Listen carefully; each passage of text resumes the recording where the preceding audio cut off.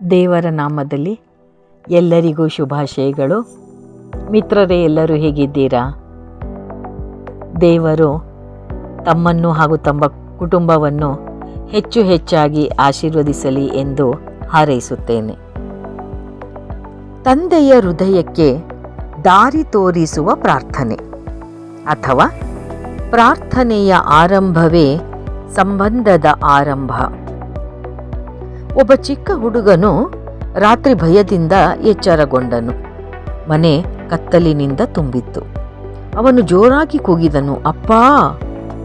ಆ ಒಂದು ಪದ ಸಾಕಾಯಿತು. ಅವನ ತಂದೆ ಓಡಿ ಬಂದು ಮಗನನ್ನ ತಬ್ಬಿಕೊಂಡರು. ಆ ಮಗನಿಗೆ ದೊಡ್ಡ ಭಾಷಣ ಬೇಕಾಗಿರಲಿಲ್ಲ, ಒಂದು ಸಂಬಂಧದ ಕೂಗು ಸಾಕಾಗಿತ್ತು. ನಮ್ಮ ಜೀವನದಲ್ಲೂ ಭಯ, ನೋವು, ಗೊಂದಲ, ನಿರಾಶೆ ಬಂದಾಗ ನಾವು ಯಾರನ್ನು ಕರೆಯುತ್ತೇವೆ? ಯಾರನ್ನ ಕರಿತೀವಿ ಹೇಳಿ? ಯೇಸು ನಮಗೆ ಕಲಿಸಿದ ಮೊದಲ ಪದವೇ ನಮ್ಮ ಪರಲೋಕದ ತಂದೆಯೇ. ಯೇಸು ರಾಜನೇ ಎಂದು ಆರಂಭಿಸಲಿಲ್ಲ, ನ್ಯಾಯಾಧೀಶನೇ ಎಂದು ಹೇಳಲಿಲ್ಲ. ಮೊದಲೇ ತಂದೆಯೇ ಎಂದು ಹೇಳಲು ಕಲಿಸಿದರು. ಇಂದು ನಾವು ಮತ್ತಾಯ 6:9 ಮೂಲಕ ಒಂದು ಮಹತ್ವದ ಸತ್ಯವನ್ನು ಕಲಿಯಲಿದ್ದೇವೆ. ದೇವಜನರೇ, ಪ್ರಾರ್ಥನೆ ಎಂದರೆ ಪದಗಳ ಪ್ರದರ್ಶನವಲ್ಲ, ಅದು ತಂದೆಯೊಂದಿಗಿನ ಸಂಬಂಧವಾಗಿದೆ. ನಮ್ಮ ತಂದೆಯೇ, ನಾವು ಒಂಟಿಯಲ್ಲ. ಯೇಸು ನನ್ನ ತಂದೆ ಎಂದು ಅಲ್ಲ, ನಮ್ಮ ತಂದೆ ಎಂದು ಹೇಳಿದರು. ಇದು ದೇವರ ಕುಟುಂಬವನ್ನು ಸೂಚಿಸುತ್ತದೆ. ದೇವರು ಎಲ್ಲರಿಗೂ ಪ್ರೀತಿಯ ತಂದೆ. ನಾವು ಸಹೋದರರು ಮತ್ತು ಸಹೋದರಿಯರು. ಅದಕ್ಕೆ ನಾವು ಪ್ರತಿ ಪ್ರಾರ್ಥನೆಯಲ್ಲೂ ಸಹೋದರ ಸಹೋದರಿಯರೇ ಅಂತ ಕರಿತೀವಿ. ಮತ್ತು ಎಲ್ಲ ಕ್ರೈಸ್ತ ಜನಾಂಗದವರು ನಾವೆಲ್ಲ ಅಕ್ಕ ತಂಗಿಯರು, ಅಣ್ಣ ತಮ್ಮಂದಿರಂತೆ ನಾವು ಭಾವಿಸುತ್ತೇವೆ ಅಲ್ವಾ? ಪ್ರಾರ್ಥನೆ ನಮ್ಮನ್ನು ದೇವರಿಗೂ ಪರಸ್ಪರಕ್ಕೂ ಹತ್ತಿರ ಮಾಡುತ್ತದೆ. ನಾವು ಒಬ್ಬರಿಗಾಗಿ ಮತ್ತೊಬ್ಬರು ಪ್ರಾರ್ಥಿಸುತ್ತೇವಲ್ಲವೇ ಯಾವಾಗಲೂ? ಅದಕ್ಕೆ ನಾವು ಯಾವಾಗಲೂ ಹೇಳ್ತೀವಿ, ಪ್ಲೀಸ್ ಪ್ರೇ ಫಾರ್ ಮೀ ಅಂತ. ನಾವು ಏನೇ ತೊಂದರೆನಲ್ಲಿದ್ದರೆ ಅಥವಾ ನಮಗೆ ದೇವರ ಆಶೀರ್ವಾದ ಹೆಚ್ಚು ಹೆಚ್ಚಾಗಿ ಬೇಕಾದಾಗ ನಮ್ಮ ಮಿತ್ರರಲ್ಲಿ ಹೋಗಿ ಹೇಳ್ತೀವಲ್ವಾ, ಪ್ರೇ ಫಾರ್ ಮೀ ಅಂತ. ಆವಾಗ ನಾವೆಲ್ಲರೂ ಸೇರಿ ಒಂದೇ ಪ್ರಾರ್ಥನೆಯನ್ನು ಮಾಡಿದಾಗ ದೇವರು ಖಂಡಿತವಾಗಿ ನಮಗೆ ಆ ಪ್ರಾರ್ಥನೆಯನ್ನು ನೆರವೇರಿಸ್ತಾನೆ. ಇದು ನಮ್ಮ ಅನುಭವಕ್ಕೆ ಬಂದಿದೆ ದೇವ ಮಿತ್ರರೇ. ಆದ್ದರಿಂದ ಹೇಳ್ತಾ ಇದ್ದೀನಿ, ನನ್ನ ಅನುಭವದಲ್ಲಿ ನಿಜವಾದದ್ದನ್ನು ನಿಮ್ಮೊಂದಿಗೆ ನಾನು ಹಂಚಿಕೊಳ್ಳುತ್ತಿದ್ದೇನೆ. ಪರಲೋಕದಲ್ಲಿರುವ ದೇವರು ಮಹಾನ್, ಆದರೂ ಹತ್ತಿರವಿದ್ದಾರೆ. ದೇವರು ಪರಲೋಕದಲ್ಲಿದ್ದಾರೆ ಎಂದರೆ ಅವರು ದೂರದಲ್ಲಿದ್ದಾರೆ ಅಂತ ಅಲ್ಲ. ಅವರು ಸರ್ವಶಕ್ತರು, ಸರ್ವಜ್ಞರು, ಎಲ್ಲವನ್ನು ಆಳುವವರು.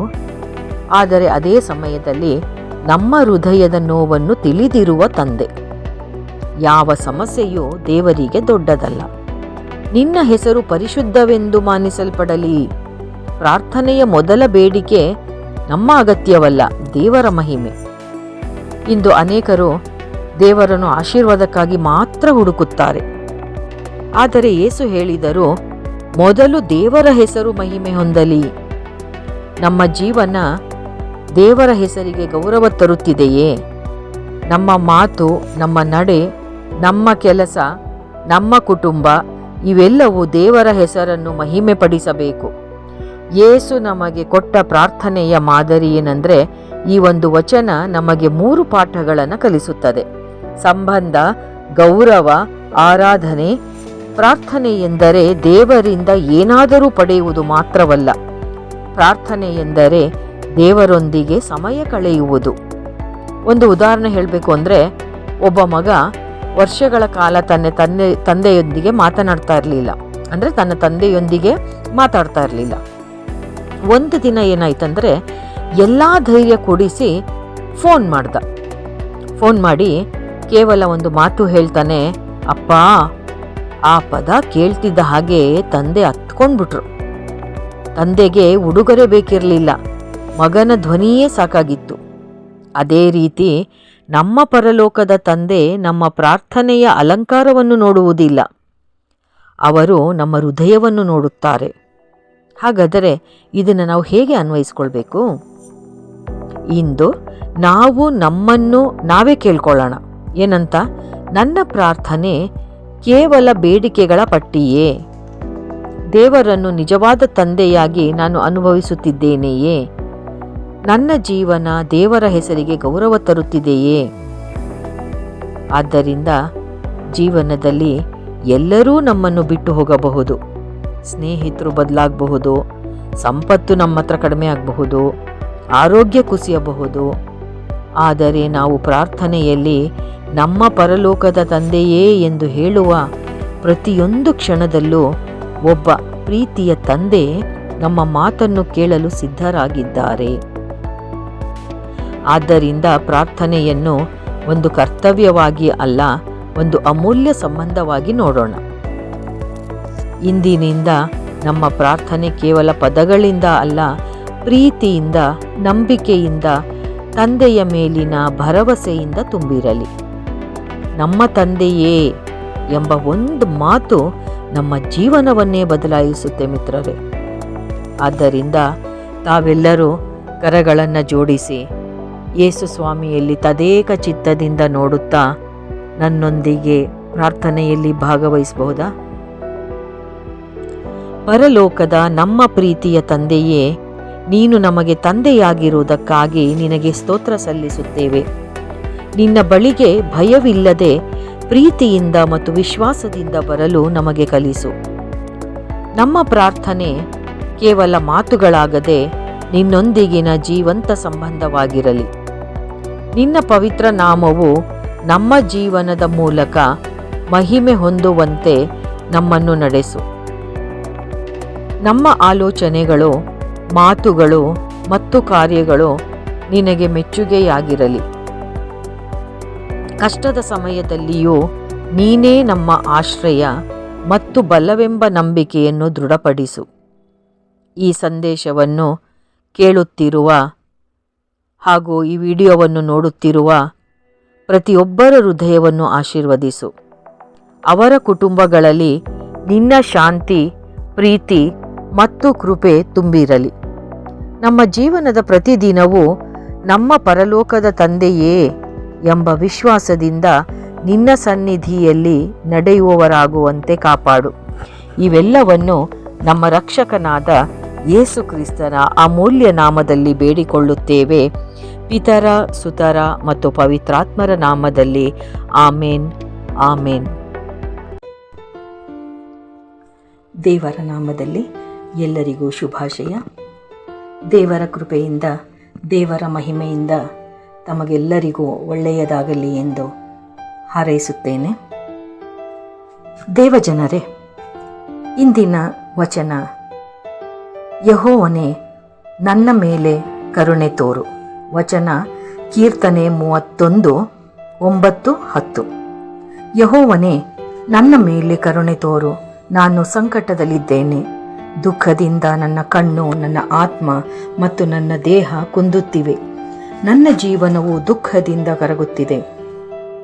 ನನ್ನ ವರ್ಷಗಳು ನಿಟ್ಟುಸಿರುಗಳಿಂದ ಕಳೆಯುತ್ತಿವೆ. ನನ್ನ ಶಕ್ತಿ ನನ್ನ ದೋಷದ ಕಾರಣದಿಂದ ಕುಂದಿದೆ. ನನ್ನ ಎಲುಬುಗಳು ಕರಗುತ್ತಿವೆ. ಪ್ರಿಯ ಸಹೋದರ ಸಹೋದರಿಯರೇ, ಇಂದು ನಾವು ನೋಡುವ ಈ ವಚನದಲ್ಲಿ ದಾವೀದನು ತನ್ನ ಜೀವನದ ಅತ್ಯಂತ ಕಷ್ಟದ ಸಮಯವನ್ನು ವ್ಯಕ್ತಪಡಿಸುತ್ತಾನೆ. ಆತನು ದೇವರ ಮುಂದೆ ತನ್ನ ನೋವು, ದುಃಖ ಮತ್ತು ಬಲಹೀನತೆಯನ್ನು ಮುಚ್ಚದೆ ಹೇಳುತ್ತಾನೆ. ನಮ್ಮ ಜೀವನದಲ್ಲಿಯೂ ಸಮಸ್ಯೆಗಳು, ನೋವುಗಳು, ಒತ್ತಡಗಳು ಬರುತ್ತವೆ. ಅಂತಹ ಸಂದರ್ಭದಲ್ಲಿ ನಾವು ದೇವರ ಬಳಿ ಹೇಗೆ ಹೋಗಬೇಕು ಎಂಬುದನ್ನು ಈ ವಚನವು ನಮಗೆ ತಿಳಿಸಿಕೊಡುತ್ತದೆ. ಈ ವಚನದಲ್ಲಿ ನಾವು 3 ಮುಖ್ಯ ವಿಷಯಗಳನ್ನು ಗಮನಿಸಬಹುದು. ಮೊದಲನೆಯದು, ಸಂಕಟದ ಸಮಯದಲ್ಲಿ ದೇವರನ್ನು ಕರೆದಿಡುವುದು. ದಾವೀದನು ಯೆಹೋವನೇ ನನ್ನ ಮೇಲೆ ಕರುಣೆ ತೋರು ಎಂದು ಪ್ರಾರ್ಥಿಸುತ್ತಾನೆ. ಅವನಿಗೆ ನೋವು ಇದೆ, ಆದರೆ ಆತನು ದೇವರನ್ನು ಬಿಟ್ಟು ಬಿಡುವುದಿಲ್ಲ. ನಮ್ಮ ಜೀವನದಲ್ಲಿಯೂ ಸಮಸ್ಯೆಗಳು ಬಂದಾಗ ನಾವು ದೇವರಿಂದ ದೂರವಾಗಬಾರದು.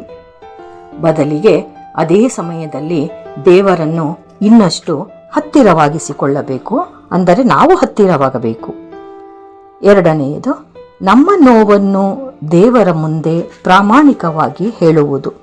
ನಾವು ಎಷ್ಟು ಜನ ಇವತ್ತಿನ ದಿನ ಈ ಕೆಲಸವನ್ನು ಮಾಡುತ್ತಿದ್ದೇವೆ ಮಿತ್ರರೇ? ನಮ್ಮ ಚಿಂತೆಗಳು, ನಮ್ಮ ಸಂಕಟಗಳು ನಮ್ಮನ್ನು ಆ ಸಮಯದಲ್ಲಿ ದೇವರಿಂದ ದೂರ ಮಾಡಿಬಿಡುತ್ತೆ. ಅದಕ್ಕೆ ಅವ್ರು ಹೇಳ್ತಾರೆ, ನೋವಿನ ಸಮಯದಲ್ಲೂ ನೀನು ದೇವರಿಗೆ ಹತ್ತಿರವಾಗು ಅಂತ. ಸೊ ಹಾಗೆ ನಾವು ನಮ್ಮ ಹೃದಯವನ್ನು ದೇವರ ಕಡೆಗೆ ನೋವಿನ ಸಂದರ್ಭದಲ್ಲೂ ಎತ್ತೋಣ. ದಾವೀದನು ತನ್ನ ದುಃಖವನ್ನು ಸ್ಪಷ್ಟವಾಗಿ ಹೇಳುತ್ತಾನೆ. ಕಣ್ಣು, ಆತ್ಮ, ದೇಹ ಎಲ್ಲವೂ ಕುಂದುತ್ತಿವೆ ಎಂದು.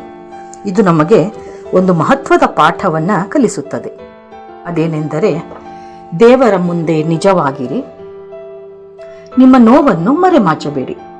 ದೇವರು ನಮ್ಮ ಹೃದಯವನ್ನು ತಿಳಿದಿದ್ದಾನೆ. ಆದ್ದರಿಂದ ನಾವು ನೇರವಾಗಿ ನಮ್ಮ ನೋವನ್ನು ದೇವರಲ್ಲಿ ಹೇಳಬಹುದು. ಆದರೆ ಮನುಷ್ಯರ ಮುಂದೆ ಹೇಳಿದರೆ ಏನಾಗುತ್ತೆ ಎನ್ನುವುದು ನಿಮಗೆಲ್ಲ ಬಹುಶಃ ಅನುಭವಕ್ಕೆ ಬಂದಿರಬಹುದು. ಮೂರನೆಯದು, ಪಾಪ ಮತ್ತು ಅದರ ಪರಿಣಾಮಗಳನ್ನು ಅರಿತುಕೊಳ್ಳುವುದು. ದಾವೀದನು ನನ್ನ ದೋಷದ ಕಾರಣದಿಂದ ನನ್ನ ಶಕ್ತಿ ಕುಂದಿದೆ ಎಂದು ಹೇಳುತ್ತಾನೆ. ಇದು ನಮಗೆ ಏನನ್ನು ತೋರಿಸುತ್ತದೆ ಮಿತ್ರರೇ? ಪಾಪವು ನಮ್ಮ ಆತ್ಮೀಯ ಶಕ್ತಿಯನ್ನ ಕುಂದಿಸುತ್ತದೆ ಎಂದು ಹೇಳುತ್ತದೆ. ಆದರೆ ಒಳ್ಳೆಯ ಸುದ್ದಿ ಏನೆಂದರೆ, ದೇವರು ಕ್ಷಮಿಸುವ ದೇವರು. ನಾವು ಪಶ್ಚಾತ್ತಾಪ ಪಟ್ಟರೆ ದೇವರು ನಮ್ಮನ್ನು ಪುನಃ ಬಲಪಡಿಸುತ್ತಾನೆ. ಹಾಗಾದರೆ ಇದನ್ನು ಜೀವನಕ್ಕೆ ನಾವು ಹೇಗೆ ಅನ್ವಯಿಸಿಕೊಳ್ಳಬೇಕು? ದೇವಜನರೇ, ಈ ವಚನದಿಂದ ನಾವು ಕಲಿಯಬೇಕಾದದ್ದು ಏನೆಂದರೆ, ಸಂಕಟದಲ್ಲಿ ದೇವರನ್ನು ಕರೆಯಿರಿ, ದೇವರ ಮುಂದೆ ಪ್ರಾಮಾಣಿಕವಾಗಿರಿ, ಪಾಪದಿಂದ ತಿರುಗಿ ದೇವರತ್ತ ಬನ್ನಿ. ಹಾಗೆ ಕೊನೆಯಲ್ಲಿ ದಾವೀದನ ಮಾತುಗಳು ನಮಗೆ ಒಂದು ಸ್ಪಷ್ಟ ಸಂದೇಶವನ್ನು ಕೊಡುತ್ತವೆ. ಅದೇನೆಂದರೆ, ನಮ್ಮ ಜೀವನದಲ್ಲಿ ನೋವು ಮತ್ತು ಸಂಕಟಗಳು ಬಂದರೂ ದೇವರು ನಮ್ಮನ್ನು ಕೈ ಬಿಡುವುದಿಲ್ಲ. ಯಾರೇ ಕೈ ಬಿಟ್ಟರು ದೇವಜನರೇ, ದೇವರು ಮಾತ್ರ ನಮ್ಮ ಕೈ ಬಿಡುವುದಿಲ್ಲ. ನಾವು ಅವನನ್ನು ಕರೆದಾಗ ಆತನು ಕೇಳುತ್ತಾನೆ, ಕರುಣೆ ತೋರಿಸುತ್ತಾನೆ ಮತ್ತು ನಮ್ಮನ್ನು ಬಲಪಡಿಸುತ್ತಾನೆ. ಹಾಗೆ ನನ್ನೊಂದಿಗೆ ಪ್ರಾರ್ಥನೆಯಲ್ಲಿ ಕೈ ಜೋಡಿಸಿ. ಪಿತರ, ಸುತರ ಮತ್ತು ಪವಿತ್ರಾತ್ಮರ ನಾಮದಲ್ಲಿ ಆಮೇನ್. ಪ್ರಿಯ ಸ್ವರ್ಗೀಯ ತಂದೆಯೇ, ನಮ್ಮ ಜೀವನದಲ್ಲಿ ನಾವು ಎದುರಿಸುವ ಎಲ್ಲ ಸಂಕಟಗಳಲ್ಲಿ ನೀನು ನಮ್ಮ ಜೊತೆ ಇರುವುದಕ್ಕೆ ಧನ್ಯವಾದಗಳು. ನಾವು ದುಃಖದಲ್ಲಿರುವಾಗ ನಿನ್ನನ್ನು ಕರೆದಿಡಲು ನಮಗೆ ಸಹಾಯ ಮಾಡು. ನಮ್ಮ ಪಾಪಗಳನ್ನು ಕ್ಷಮಿಸು ಮತ್ತು ನಮ್ಮನ್ನು ಶುದ್ಧರನ್ನಾಗಿ ಮಾಡು. ನಮ್ಮ ಹೃದಯಗಳಿಗೆ ಶಾಂತಿ ಕೊಡು ಮತ್ತು ನಮಗೆ ಹೊಸ ಬಲವನ್ನು ನೀಡು. ನಿನ್ನ ಮೇಲೆ ವಿಶ್ವಾಸವಿಟ್ಟು ನಡೆಯಲು ನಮಗೆ ಸಹಾಯ ಮಾಡು. ನನ್ನ ಈ ಪ್ರಾರ್ಥನೆ ವಿಜ್ಞಾಪನೆಗಳನ್ನು ನನ್ನ ಒಬ್ಬರೇ ಒಡೆಯರು, ರಕ್ಷಕರು, ಕರ್ತರು, ದೇವರು, ತಂದೆಯೂ ಆದ ಪ್ರಿಯ ಯೇಸು ಕ್ರಿಸ್ತರ ನಾಮದಲ್ಲಿ ಬೇಡಿಕೊಳ್ಳುತ್ತೇನೆ. ಆಮೇನ್, ಆಮೇನ್. ತಮಗೆಲ್ಲರಿಗೂ ಧನ್ಯವಾದಗಳನ್ನು ಅರ್ಪಿಸುತ್ತಾ ನನ್ನ ಈ 2 ಮಾತುಗಳನ್ನು ಮುಗಿಸುತ್ತೇನೆ.